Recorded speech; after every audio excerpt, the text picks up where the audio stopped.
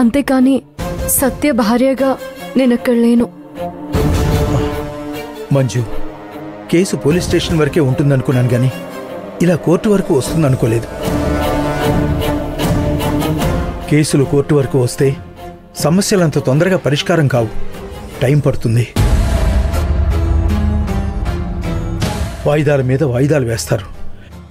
విసుగొచ్చే వరకు కోర్టుల చుట్టూ లాయర్ చుట్టూ తిరగాల్సి వస్తుంది. కోర్టు అంటేనే కట్టుబాట్లుంటాయి నాన్న. ఆలస్యమైన తీర్పులో న్యాయం ఉంటుంది. న్యాయం ఉంటుందమ్మా, కాదన్ను.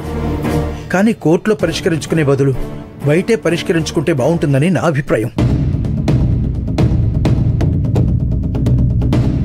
మనిషిలో మార్పు రావాలంటే తనని ప్రేమతో కొట్టాలి.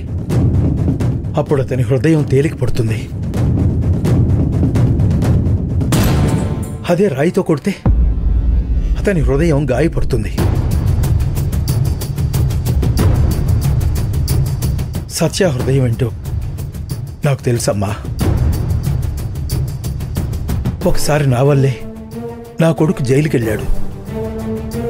అతనిలో ఆవేశం ఆ విధంగానైనా తగ్గుతుందేమోనని కన్న ప్రేమను బయటికి కనబడనీయకుండా కఠినంగా ఉన్నట్టు వాడికి కనిపించాను. నాలో బయటపడిన ఆ కఠినత్వమే శాశ్వతం అనుకొని ఆ రోజే వాడు తండ్రి కొడుకుల బంధాన్ని తెంచేసుకున్నాడు.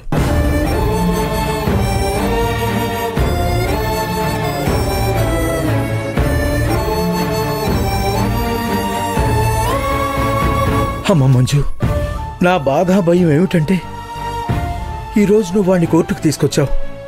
ఈ కారణంగా మీ భార్యాభర్తల బంధం ఎక్కడ దూరం అవుతుందో అని నా బాధమ్మా. నాన్న, బంధాల గురించి బంధుత్వాల గురించి మీరు మాట్లాడుతున్నారు. సత్యకు నాకు మధ్యనున్నది ఎలాంటి బంధమో మీకు తెలుసా? భార్యాభర్తల బంధమని మీరు అనుకుంటున్నారు.